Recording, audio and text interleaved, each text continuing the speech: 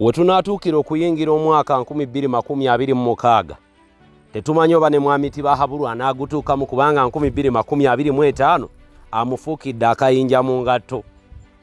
2025 okumumalako kwokka lujja kubeera lutalo nga tewali kirala kimutwala nga kaguddeyo okujjako obunkenke obuva mu nkambi eya National Unity Platform.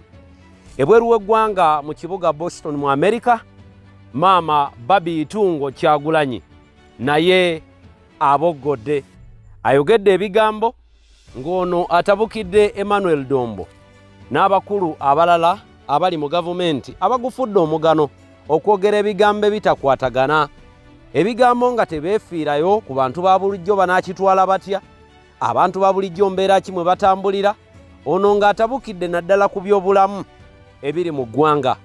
Omanyi Maama Barbie ayina record ey'okulabika nti y'omu ku bakyala abeewa omulimu gw'obwannakyewa nga buli waalabye ebitajja naddala nga kikwatagana ku jenda eya female ayimukiramu ng'eyategwa ogw'ekyayi, kwegamba ekituuka ku bakyala kibanga ekituuka ku ye.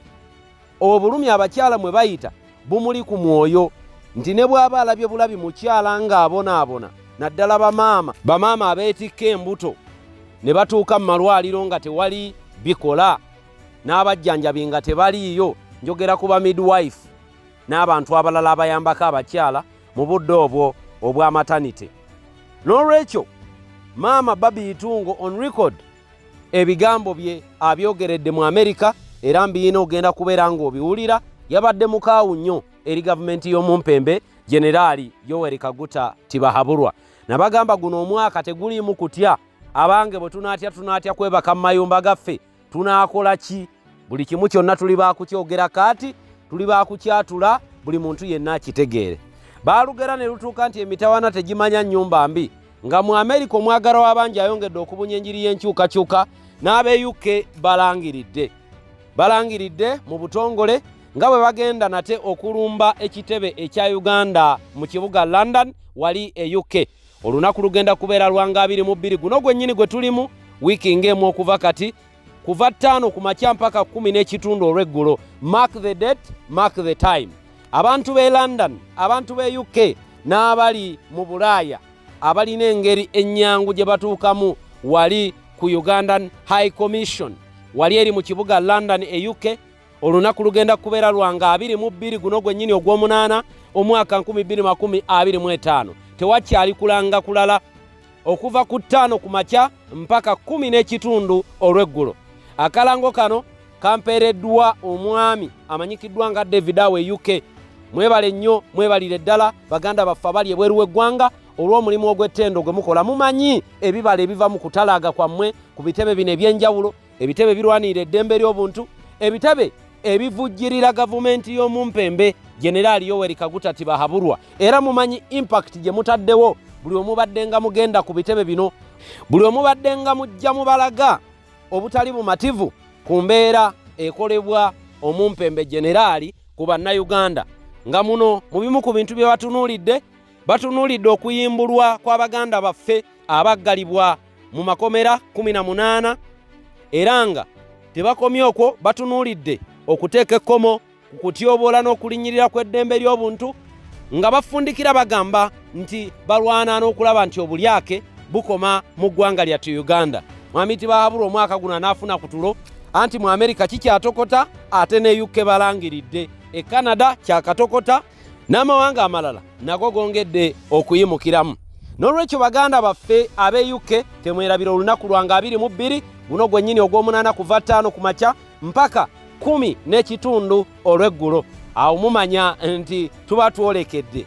Mitawaana myereere gye giri mu nkambi y'omumpembe Generaali Yoweri Kaguta Tibahabulwa. Ebintu nga bino byatayagala kuwulira, ge mawulire gatayagala bannayuganda bategeere.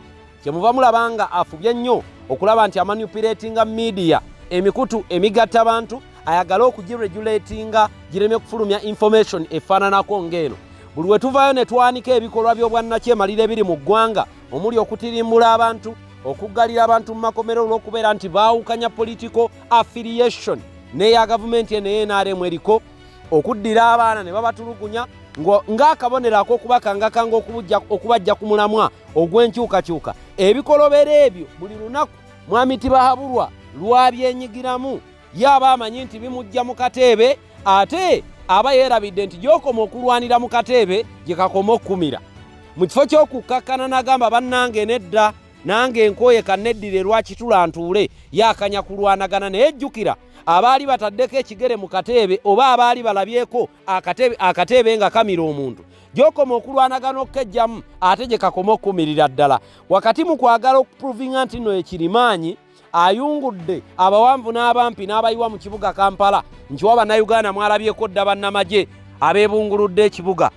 Tulina barikuruuti abapya ng'ate bajenero bwe baritayaringa. Olunaku lw'eggulo nabagambye n'olwaleero bajeno nga beerweru, bajeno nga ba Okiding, bonna bali mu kulekulira magye.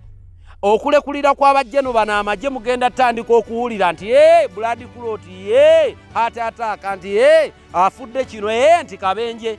Ebintu ebyo mugenda kubiwulira. Era mukabanga mpawo kaaga mugenda kuba muwulira nga bakaaba nti ebikolobero byonna ebikolebwa mu ggwanga lino bitwaliramu omunene n'omutono.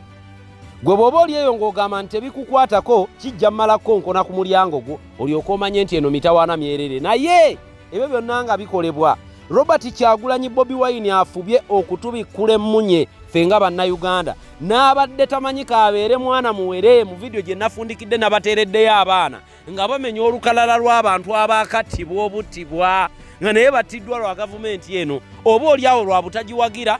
Abamu ku bo nga bagikoledde ne bamala ne bagyefuulira ne bagamba nti ekimala kimala. Kaakati bwe baba nga abaana abato myaka 10 n'okukkirira bamanyi nti nno nakyemalira mwami Tibahabulwa mubi, gwali waggulu omukulu ddala myaka tuludde, kyekikulobera okulaba ekintu ng'ekyo nti ddala mu Uganda mwekiri obwannakyemalira bwe butuleetedde embeera gye tulimu. Obwavu obuluma abantu entakera bwe buvaako ebikolobero okweyongera, kubanga tewali mugagga agenda kujja bbe mwavu n'ate omwavu ajja kgenda bbe omugagga. Nti kati gwe omugagga ne bw'obeereeyo ng'ogamba nti embeera eri mu ggwanga tenkwatako kubanga ndi bulungi, neevuga nina amaka gange neebaka, eriyo omwavu atalina kyakulya agenda okujja ewuwo amenye enjuuyo ng'ayagala ekyokulya. Wandifundikira nga n'obulamu obufiiriddwa, akubbe naakulekera obulamu, naye eriyo n'ababba n'atemula n'ottemula. Biri mu Uganda naye nga byetoololedde ku bwavu, enfuga embi. We are poorly governed. Tuyina buli kimu kyonna ng'eggwanga Uganda ekyalibadde kituwa omwaganyo okubeera obulungi, ekyalibadde kituwa omwaganyo okweyagala. Naye lwaki tetweyagalira mu ggwanga lyaffe? Kubanga erimu abaana n'ebyana. We are dealing with the government erinamu abaana n'ebyana, nti bo balina amalwaliro agaabwe gye bajjanjabirwa, nti bo balina gye baweererera abaana baabwe, gye bafunira better and good education. Ffe wano abaffe ne bafuna education ey'ekibogwe. Kati leero bakulaga nti kalikulamu yonna bagyonoonye ne A-level bagenda gijjawo, kuba kalikulamu ya O-level ebadde yawukana ku ya A-level. Ebyo byonna mubiraba mwebiri mu ggwanga, nti n'omwana gwe bagenda okuteeka mu technical oba vocational institute agenda kuvaayo ng'omwana oyo talina mulimu kuba capital taliiwo. Ebyo byonna mubitunuulire nti abayivu tugenda kubeera na batono kubanga tebaagala bayivu, tebaagala bantu babawabula, tebaagala bantu bakuba bituli mu gavumenti yaabwe, baagala bano abantu abali awo ab'ekibogwe. Era ne bino ebigambo bye tuli mu kwogera bafuye okulaba nga bamanipulatinga internet. Currently wiiki ng'emu emabega oba emu kitundu mwawulira nga gavumenti ekutte miliyoni 10 n'eteeka mu bannamawulire. You know why? Baateeka mu bannamawulire kubanga bakimanyi nti bannamawulire bakola omulimu munene nnyo mu kuddukanya n'okuvuga information eyeetooloola eggwanga. Obukadde 10 bwe baateeka mu bannamawulire tebwali bwa mulimu mulala wabula kuba propaganda ku gavumenti kujoogerako byetakola. Ne bagamba nti oluguudo lw'egindi lubi, naye tebagenda dutegeera bannayuganda bonna nti lubi okujjako ng'oluguudo olulagiddwa mu mawulire. Kati ne bagulirira munnamawulire eyali badde aleeta obubi bw'oluguudo olwo mu mawulire. Mutegeera oba embeera eri mu ggwanga lyattu lino. Kati bwe bamala okuteeka obukadde 10 mu bannamawulire tebakoma okwo, bagulira n'ababaka ba paalamenti nammwe bajja babagabireko bupeni, bagenda babatoolerako 10, 20, 15. Ndabangayo omuntu yenna ajja ku mulyango gwange ng'akonkona mbwampa 10. ompe 12,200 mumve ku mulamwa gw'enkyukakyuka. Enkola eyo eri mu byalo, nabaddeko mu kyalo ewaffe eyo ne baŋŋamba eriyo ab'NRM ababikola. Nagambye mmange nti bw'olaba ng'owe-NRM akyama wano nkubira. Waliwo olujja nga ddo kati lwafuuka lwa nuupu nga tewakyali ky'otugamba. Waliwo oludda nga lwankyukakyuka nga tokyalina ky'otugamba kipya, kuba byonna twabiraba alaba dda. Kati bye bimu ku bintu bye bali mu kukola mu byalo. Obulumi bannayuganda bwe balina babubikkirira ne babagulirirayo ne babawaayo ke babawaayo. Bajja babungeeta ne bukatoni bw'omunnyo, babungeeta n'ebitole, bubaketi bwa nnomi ne omo, amabaafu, obwambe, amajiiko. Bagenda mu kikubo ne babigula mu bungi, babyononera munno mmeka. Bukadde 2 ne bugabanya ekyalo kyonna. Buli omu n'avaawo nga nina ejjiiko ya Honorable Gundi. Honorable Gundi yampayo 4 Gundi yampa bwe nti nina omulonda. Oyo yenna rubbish. Gwe buli woolonda omubaka wa Parliament olw'okuba alina kyakuwadde agenda kutuuka mu Parliament akole bibye. Kati maama Barbie Itungo ayogedde ku by'obulamu. Ebbanga lyonna tubadde n'abakyala nga Jenutha Acheng nga be bakulembera kino ekitongole ky'ebyobulamu. Naye mutunuulire ebyobulamu byaffe ebigootaanye. Tunuulire ebyobulamu bwe biri. Bamama bemeka abafiira mu Leeba, bameka abafiira mu Leeba naye nga tebaalifudde, baali badde bawona. Wiiki ntono nnyo emabega muganda wange abamwannyinaza kwe nadda yakubawo obwana obu bu triplet n'abbawo mulundi gumu. Naye kyali mu ddwaliro kyali nti twalina okukukuta amangu ago tugulirire, twalina okukuta amangu ago tufune dokita ali professional agenda omuoperatinga. Mwannyinazo nno kwe nadda era bannange ndikojja mutere annange kwe nadda yennyini nnyini gwe nadda ku mugongo yabukubyewo bu triplet bwana buli awo kati batumuyita kyoyo kati yabukubyewo bwe bba. Naye mu kubukubawo obunkenke bwe naliko era be nakubira mwategeera ne mbagala naye ndi ku bunkenke nga tulina ofuna dokita ali professional alina okumujjanjaba, kubanga twamanya nti we tumutwalira ewantu nga tewali dokita bigenda tutabukako. N'olwekyo bwe tubanga bwe bunkenke bwe tubeera nabwo nga bannyinaffe baganda baffe boolekera mu Labour Ward atayina ye anaakola atya. Nandiba nno nga nali privileged nga nina be nakubira omulanga ne badduukirira omulanga gwange, kati olwo atayina gyagenda kuddukira bamujune ye anaakola atya, aba anaakola atya. Olaba omuntu we bwafiira mu Labour Ward olw'okubeera nti alemeddwa okugwa mu kawaligo okuwa abajjanjabi okumuyambako, olw'okubeera nti tayinaamu yadde jambo kuhayaringa professional doctor okumukolera operation ku muntu we. Owange nno abaana bonna yavuddeyo nabo era we bali, obwana we buli awo bujaganya. Naye nga obulamu bw'okuyiiya oba okutetenkanya okulaba nti afuna professional doctor omala kugwa mu kawaligo bye biri mu malwaliro g'eggwanga. Maama Barbie Itungo byayogeddeko mu America. Bano baddomba abeefuula nti tebabiraba buli lunaku be baleetedde Uganda okuddirira, be baleetedde Uganda okulabika nti era bwange eggwanga eritaakulaakulane tubeera tutyanga amawanga ge twayambanga mu gy'ekinaana. Leero ate gye tuddukira ofuna obuyambi gw'olaba kijja. Tubeera tutyanga abantu be twagambanga nti bannange ku luno tugenda bbawaayo obuyambi bwe tuti ate be tulina okuddukiramu twewole. Currently Uganda yakwewola $1,000,000 120 ku UAE. Ago temwagategera mwaka ogwedde ogwa 2024. Naye nga UAE ki ewola ffe nga ffe twagiwanga wano emyaka 40 emabega, ffe twagiyambanga tunenya mulembe gw'Obote nti gwali mubi, tunenya Amini nti yali mubi. Naye ebikolwa by'oku mulembe gw'Obote bikyaliwo ng'ate Obote mufu, Amini mufu. Ani yali akola ebikolwa ebyo? Kyekyo kye baatugamba nti ono omwami yatandika ddotirimbula kuva mabega mu myaka emikadde ayonona ekifaananyi ky'abo abaali bakulembera. Yatandika ddotirimbula ayonona ekifaananyi ky'abo abaali bakulembera mu budde obwo nti babi, kubanga yali mu bitongole byakwerinda. By then teyava mu bire, yali mu bitongole byakwerinda. Kikulaga kigwa Munnayuganda nti ekiwundu kino bwe tukigayaalirira kigenda kuvaamu obulwadde obutawona ekkookolo. Tukyayina omwaganya mu kalulu ke tugenda mwaka 2026 akalulwako okulaga obutali bumativu waffe, akalulwako obwegugungo. Buli muntu yenna talina kwetiiririra mu kalulu ke tugendamu. Temulina kwekutyera, temulina kuteekawo mbeera yonna eraga nti mmwe tebibakwatako bikwata ku balala. Bweba tebikwatako otambulira ku luguudo lwa njawulo ku balala. Gwe bitakwatako olina eddwaliro liro lye weetandikirawo nti bw'onaalalwa gy'ogenda. Owaaye gwe bitakwatako olina akatale akako nti emiwendo egigyo gya njawulo ku gy'abalala gye bagulirako ebintu. Oba gwe nti abaana bo baweerera walala oba okuba oli mugagga nnyo.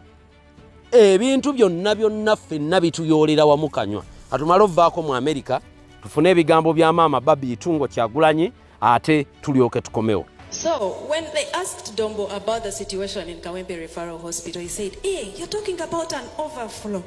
The people are very many. That shows you that the people trust that hospital. That's why they come. Otherwise, if they didn't trust the hospital, they wouldn't be coming. But it's the only hospital around there. And it's not even functional. He downplays the situation. Ayungulula embeera, bazannyira mu buli kimu, tebibakwatako, tebaagala kumanya. Oyinza okulowooza balina ka Uganda kaabwe akatonotono ke basulamu paka nga munnaabwe afunye obuzibu ne yeetaaga okugenda mu ddwaliro eryo mangu mangu.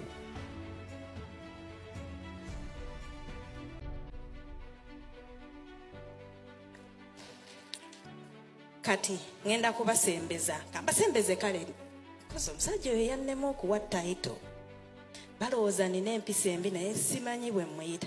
Kambasembeze wa Museveni wali ku State House wasu omusajja oyo nalema okumuyita ekintu kyonna oba muyite muzeeyi Museveni. Bannange nze nina ekizibu ekyange kiri personal kasitazi onsongera mu mwami bannange basi kyalina kitiibwa kyenkuwa. Oyo musajja Museveni mu State House gyasula Entebbe. Waliwo eddwaliro Entebbe Referral. Kati referral ey'Entebbe erina okostinga erina okusavinga abantu nga millioni 4.5. 4.3 kale. 4.3 people are supposed to be served by that one hospital. Eryo eddwaliro amabaati gafa dda bakozesa na asbestos. Wedda gwe baagobedda mu nsi yonna. Ne bagamba nti ag'amabaati tegalina kuddamu kulabika wantu wonna. Eryo eddwaliro ge mabaati ge balina. Tebalina stowa ya maddagala. Tebasobola na kuafodinga container ya 40 feet eya 7 million batereka amaddagala. Abo boolaba batereka amaddagala mu bukorido wansi w'ebitanda by'abalwadde ate tebaawula ku maddagala amapya ge babaleetedde jjo n'amakadde ge babaleetera emyezi 3 emabega byonna bakwata ne bagatta. Kati omulwadde yakola ki? Tuli ku Bwakatonda ffenna. That hospital has no staff. Naye bw'oyogera ku malwaliro nga balowooza tubalaba. Kambatwale kale wa bannattabi gye bava ejjinja.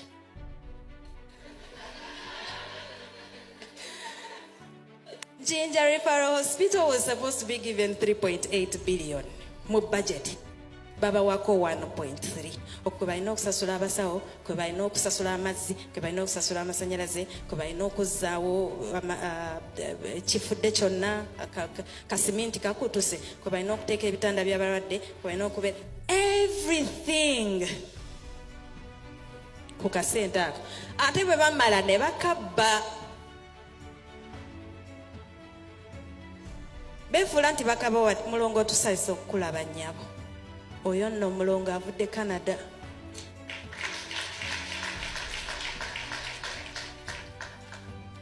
Oyo mulongo Nakato. Osanze twogera ku malwaliro munnange. Oyinayo relative ejjinja. Oyinaye bali mu buzibu. Eddwaliro gy'ejjinja terina malwaliro, tebalina ddagala, tebalina basawo, amazzi tebasobola gasasula. Buli kimu kifu. Bw'otuula wano n'olowooza oli safe. Toli, I want to disappoint you. Kaakati buli omu kyalina okukola alina okukikola. Ate olutalo luno lugenda kulemberwamu bamaama.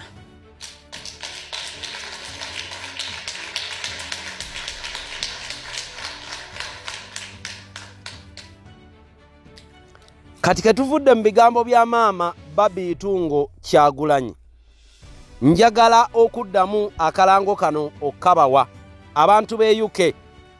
Abantu b'e UK nga 22 ogw'omunaana omwaka 2025 5 mpaka 10 kitundu olweggulo, 5 ku makya mpaka 10 kitundu olweggulo, balangilidde okulaga obutali bumativu bwabwe obwegugungo bwabwe, ng'ebimu ku bintu bye batadde ku mwanjo kwe kubanja abantu 18 bayimbulwe abo abaakwatibwa olw'okubeera nti tebakkaanya ne mwami Yoweri Kaguta tibahabulwa mu by'okufuga eggwanga lino Uganda, era nga omulamu omulala gwa kulwanirira ddembe ly'abuntu eririnnyiddwa wano mu ggwanga lya Uganda. Omulamu omulala gwa kufundikira bulyake na bubbi obukoleddwa abakungu abali mu gavumenti eya mwami Yoweri Kaguta tibahabulwa. Mubeereyo mu bungi, mujjumbire enteekateeka eyo, obulamu butunyumire. Umbrella campaign ekyalwaninga buli manvuuli ya mitwalo 2 egya Uganda, buli eyeeyamye okutuyambako mu nteekateeka eyo, Omukama akugemulire ebirungi ebyereere mu mirimu gyo, era n'emirimu gy'emikono gyagiteekeko feva. Buli kyokwatako kitambulenga, buli kyokwatako shayine, kubanga oba otadde toffaali ddene ku lutabaalo luno lwa revolution. Buli manvuuli ya mitwalo 2 egya Uganda, akatono konna k'olina tukawelkaminga, ng'ojja kalabanga akatono naye waffe kaba kanene. Manvuuli emu ku kyalo kimu ekola impact nene nnyo nga gye nkomye okwogera, kubanga kaba kabonera akalaga nti ku kyalo okwo kwetuli abagala enkyukakyuka era abagiyayaanira. Tubike Uganda ne manvuuli, yita ku nnamba gy'olaba ku mukono ogwa ddyo, obeere ng'otwegattako mu nteekateeka eyo, ojja kuba otukoledde ddala obulungi obutagambika, gwe wenna naawe eyatuwaayo, n'era n'omulala akyeyongera okutuyamba mu nteekateeka eyo.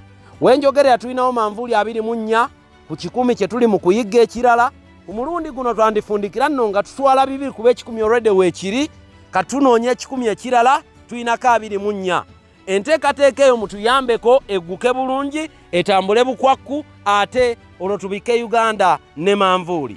Kale ebyo nga mbitadde ku mabbali, njagala kuwumbawumba programu eno nga mbagamba nti ewagiddwa Sheikh Ashraf omulombi w'edduwa. Munoonyeko ku namba ewe eryawo, gwe wenna alina embeera mw'oyita etali nnungi, akulombera edduwa, embeera ejja kubeera ng'ate efuuka malidaadi. Timwerabira Enrique Contractor, tutambula naye ebikwatagana ne plumbing, painting, planning n'ebintu ebirala ebigwa mu kkowa eryo. Munoonyeko ajja kubeera ng'akikolerako ku bbeeyi entono ddala ate ey'okukkaanya. Baana ba maama, lwaki tetufundikira vidiyo eno? Kubanga ndaba emitawaana gyeyongera buli lunaku olukya eri mwami tibahabulwa. Katufundikire bwe tuti programu yaffe yakadde kano, tuddiŋŋanemu eddako. Antonio Gegange, mbaagala nnyo. His Excellency Bobi Wine bw'abanga tannayogera, obubiina bw'omu byogobe bonna tebuba na activities era baba tebalina byakwogera. Kati baalipidde interview gye yakoledde Canada ne bagitandikako yayokyezza, naye ng'oli omubuuza yayokyezaawa tasobola ku breakingira down akunnyonnyole. Wabula nze kye ngenda okukola, ngenda ku breakinga down interview eno yonna word by word, ne bwe neetagisa kukolamu parts 2 nja zikola.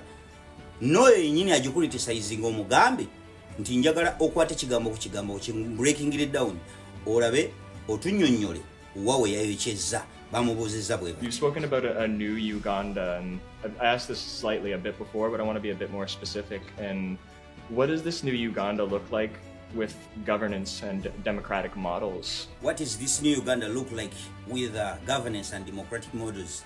Ati yebo yazemu yatandise bwati. Uganda. Man! The new Uganda, now I want you to imagine a country, the most fertile place on earth. That's Uganda, where the great river Nile starts from, where we have the biggest freshwater lake, Lake Naruwale, which you call Lake Victoria, with the most enterprising people, the youngest population in the world, the most enterprising people, creative people like myself, handsome men and women. Now, those are the resources. Aba P2B mutudde kati awo yabadde atandise okwanukula kye bayita governance. Yatandikidde fertile soils. Mu governance, mu bintu ebimu key factors mu governance when you are governing the countries is to create opportunities. Creating opportunities ng'okozesa natural resources. Bwe yakunyonyodde ng'akugamba nti tulina fertile soil, mu creating opportunities abaga nti olina creating opportunities mu agriculture. Mu Uganda empya genda creating opportunities mu agriculture. Olwaleero tunuulira abalimi bakaaba olw'okuba waliyo monopolism, waliwo n'ateekeddwa okukola kino. Kitegeeza when you are governing the country, ekibuuzo kyeyadde yanukula nga bamubuuziza what is this Uganda look like in governance, olina okumanya butya bw'ogenda creating opportunities ng'okozesa natural resources. Tunuulira abantu abali ku nnyanja, musiba mulaba ku neno bu video nga babagoba emisinde. They have denied those people opportunities. Otunuulira ensi ezitalima, katugeze zino ensi Gulf countries, naye nga abatambuddeko bwe boogera n'abo abantu babagamba nti ensi yammwe engagga naye kibasumbuwa poor governance. Bwekyo tekikwewuunyisa nti ddala it is poor governance, kubanga ensi abantu bonna tebavuga mmotoka, naye ensi ekolaga etunda amafuta yo ngagga okusinga ensi esobola erina fertile soils zaayogeddeko abantu buli omu mu nsi yonna alya. Obwavu ne obuba omuntu bumulimu mutya ateekeddwa okulya, naye kibeera kitya nti fe abalina fertile soil tukyasigala nga tuli baavu because ensi bagigavaninze bubi. They have failed to create opportunities nga bakozesa agriculture, nga bakozesa natural resources okusobola okuattractinga abalambuzi okukola ki, byonna biri monopolized. Kati akulitisayizinga interview eyo breaking it down word by word nga bwenkola atunnyonnyole yayokyezaawa ekyo yadde breaking it down the new Uganda in governance. But the ideas we have for that country, first of all, is to return the rule of law, to return freedom. Awo n'atapingako mu democracy. Muzimu ku key factors mu democracy, rule of law. Amateeka galina okwapulayinga ku buli omu including leaders, naye waffe rule of law akola. Abantu abatalina misango bali mu makooti basibe mu misango emijweteke, abazibe emisango bali wabweru including speaker waffe wa parliament mubbi. Ekyo na buli omu ajulira, n'aba NRM bajulira nti speaker w'eggwanga lino mubbi. Wiiki eno ebaddeyo olukiiko olwa basipiika b'ensi yonna, ensi yonna naye waffe tagenze, tasobola gendayo, talina wayita lwakubanga aliko envumbo ey'okulyake. Bannange wekiri aliko sanctions baziteekako lwa bubbi. N'abenaalemu bakimanyi nti sipiika mubbi, bamukuba sanction lwa bubbi, naye ali bweru atambula. Bobi yanga bali mu makomera, naye ng'ekyamusibya ebbanga lyonna lyamazeeyo. Mubamukwata n'ebyambalo by'amagye ebyo byolabaawo bye byasiba Bobi yanga olwaleero okubeera nga ali munda. Buli mubbi yenna abali mu gavumenti eyo mubamanyi, ababbi bali bweru bataayaaya. Kati bwakugamba nti ekibuuzo nga yanukula ekibuuzo nagati we must return rule of law, amateeka gakole ku buli omu, ba government officials nabo bakwatibweko, abantu abali innocent abatalina misango babeere free. Ekyo yadde yanukula kibuuzo. So mwaba P2B abagezaako criticizing his excellency Bobi Wine, njagala mukwate interview ye mugibreaking word by word nga munyonyola abantu. Omuntu tomukwatira video n'ogimukubirawo mbu laba bye yazzeemu. Jangu okwate kigambo ku kigambo, video ejja kuwanvuwa nnyo. Lwaki tetwesanga mu part 2? Yes, twesange mu part 2 kubanga interview mpanvu ate buli kimu saagala kuleka stone unturned. Obutalekaawo webeezinga mbusimanyi wano yayokyezza, twesange mu part 2. Nkomyewo ne interview y'omukulembeze aba P2B banabo bubiina bw'omubyogobe gye beeripyeko mbu bamucriticizinga mbu yayokyezza ebibuuzo byamulemye okuddamu. Gwe just gwego byalemye okutegeera. That's why kati ffe bamutafassira, we have to come in tubikugayizegayizeemu osobole okubitegeera. Katugende mu maaso. Boost opportunities and have all these people that have scattered all over the world come back home because it will be safe for them to be home. We have so many Ugandans scattered all over the world. These people are a resource and they have resources. So if we stabilize our country and make it free and democratic, I am sure that many resourceful people will flock in from across the world, talented, educated, skilled and knowledgeable people, especially young people, Ugandans that are scattered all over the world, who want to beacon them and have them back to the country. And that massive resource will be channeled to different sectors to develop the country. Uganda empya nga tuzeeyeka.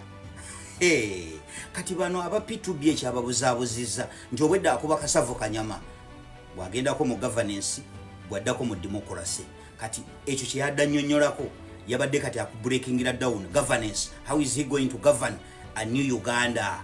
Mu bimu ku by'olina okumanya ng'ogoverning eggwanga, you have to ensure economic stability and development. Abantu ffenna abaddukidde mu mawanga gye tuli tudduse lwaki economic instability. Kati ng'ogezaako okwensuringa economic stability, you have to create job opportunities. Kati ffe tugenda ku geno skills etujjeeno tuzikomyewo e Uganda. Nze neegombako ekintu kimu, seegomba kusuubula nga nzija Korea bintu bitwalaka, neegomba kujja bintu Uganda nga mbireeta Korea. For example, eno mu winter tebalima.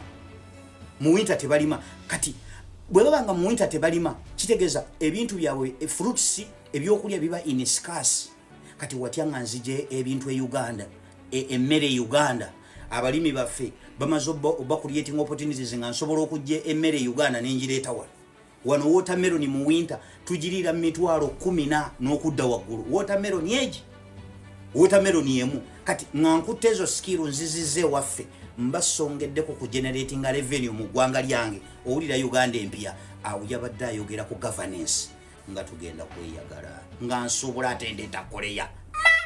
We are going to crack down on corruption. We lose so much money on corruption. A third of our national budget, of our collection in revenue. That money alone, in our own calculation, can actually fix 100% of our road network in Uganda in a matter of 3 years. We will do that. And if we have a functioning road network, you're going to see supersonic development. Because we Ugandans have many times been ranked among the most enterprising people in the world, but we're only held back with the third world leadership. So when you drop the third world leadership, you're going to have a first world president, and that's the one before your eyes. When you are governing Uganda, in a new Uganda, he will combat corruption. Why no kubeerawo transparency mu government finance? Ebyekitikyetaaga kunnyonnyola nnyo okimanyi. Why no kubeerawo audit biki? He's talking about governance. Ali mukwanukula kibuzo kya governance. Abatugamba yayokyeza byemwogera mbitegeera oba mwetaaga ogenda mu nyumunguzibwemuuko. We are going to revamp our healthcare system because researches have been done and recommendations have been made. We are only going to implement them. We only need to implement 15% of our revenue to our healthcare system, and we shall have free healthcare for all Ugandans. You won't have 20 women die every day giving birth. You won't have 300 children under the age of 5 dying every day. We're going to revamp our education system. We're going to have free university education. I mean, the main university, Makerere University. I went to university on government sponsorship because of my brain, but my generation was the last to have government sponsorship. But we have very intelligent young people, only that they come from humble backgrounds. So if the government can be able to meet the university budgets, as per Makerere University, they collect only 100 billion from private students. Only 100 billion. Now, General Museveni uses 3 billion shillings every day. Just imagine, 3 billion shillings every day. So the money he uses in just a year, half of it can ensure that we get free tertiary institution in all universities of Uganda. We can do that. We are going to do that. Bwobo governing eggwanga mu bintu ebimu byotalina kwerabira is to invest in human development. Bwobanga investing in human development, you have to improve these things. Bine bintu olina be improving. Quality education. Njogera ku quality education. Ebyo bino okubeera improved. Ebimu ku byayanukula. Ekirala, you have to improve universal health care. Mutunulire embeera y'ewaffe abantu abalwadde bwe bafaanana malwaliro ng'oli akugamba yayokyezza bagundi awo yabadde akyayanukula kyaki governance buli kyayanukula kyekyabalemye okwawula ffe tubaawulidde oba tusisinkane mu katundu ako okusatu vidiyo ng'ewanvu ye. Yes, amot tukomyewo ku party 3 otagalira ku party 3 party ezasoose wazirabye tugenda ono mu party 3 naye ati party 3 wana ate his excellence Bobi Wine we nasingidde omwagalira kubanga bulijjo Museveni amutuuma naga nti Bobi Wine is a colonial puppet. Naye njagala owulirize wano wadefininga omuntu nti colonial puppet. In fact, in our education, while I'm still on our education, we're going to change it. The education system we have now, I don't like it. It's colonial. It's colonial in format. It trains only workers. It does not train job creators or creative people. It's not up to date. Kati bw'owuliriza ebyo, does it define him as a colonial puppet? Ngaga nti system ya education abazungu gye batulekera tajagala. Kitegeeza mu New Uganda tugenda kuba ne education system empya ate gye twetaaga kubanga ensi zonna ezaakula awo zaavaawo dda. Awo era yadda yanukula kibuzo kya governance nti eno system education nfu teyina kyetuyambye era abantu abasinga mu Uganda buli omu yenna ategeera ensi atambuddeko ali exposed obulungi education system yaffe bwafuna chance okugitegeera na experiencingako ne ku nsendala agikubirawo naga nti ekyo kifu. So omulala ayinza okugamba nti when it comes to democracy yakonyeeyo katono, but you have to be politically smart like Bobi Wine. Akatego okasimatuka, and it's what he did. Kubanga you cannot talk about democracy no mulemera mwenyo and you forget to talk about human rights. Abazungu bano kubanga azze nakozesa interview tomanyi ani amusindise, tomanyi intentions zaabwe, ate nga abazungu ebintu bino baba byagala bigende on record so that when you get into power bajja ku demanding ebintu bye wayogera. Kati bw'otaba mugezi oyinza okwekwatirayo. When you talk about democracy ng'otandisa okumenya democracy toyinza kwerabira kwogera ku human rights and people's freedom. Ekyo bw'onojja mu human rights bo kye bannyonnyola human rights ffenna tukimanyi kye baba bategeeza nti balista timo waddembe okwevuubika ne bigijjo ekyo bo kye bategeera nga human rights. Kati eyo bw'otandika okusensera ennyo democracy eyo baagala oyingireyo. Kati you have to be politically smart. Now bayiteero noga nti nze omuzize ekibuuzo but I have to be smart. Obuteekubira nnyo obutayingira nnyo sayidi eno kuba oyinayo ekyoyagalayo eyo ne yeebalamayo. Ate nga nakyo ekibuuzo eyalabye vidiyo ezasoose democracy yamukonyeeko naye teyagenze nnyo in details. Lwaki? Balina gye baagala agende abeeko byayogera bigende on record babimukwatiremu ewaffe. Kituuke ekiseera nga amaze okukwata obuyinza nti ssebo bazze obutambi ng'ebya Museveni byaga nti abakulembeze abalonyo mu buyinza simanyi bwe ndiweza emyaka bwe giti simanyi bwekola. Baagala ekintu kye bagenda okukwatiramu ogende ku record batandika kikubanja nti kino wakitusuubiza mu bigambo bye wayogera bwoti. Kati you have to be smart like him okusimatuka akakonezaako. So bakulitiki ba P2B njagala okwate video nganze bwenzikutte ogimenyemenye otunnyonnyolewa we yayokyezza. Yes, I'm out.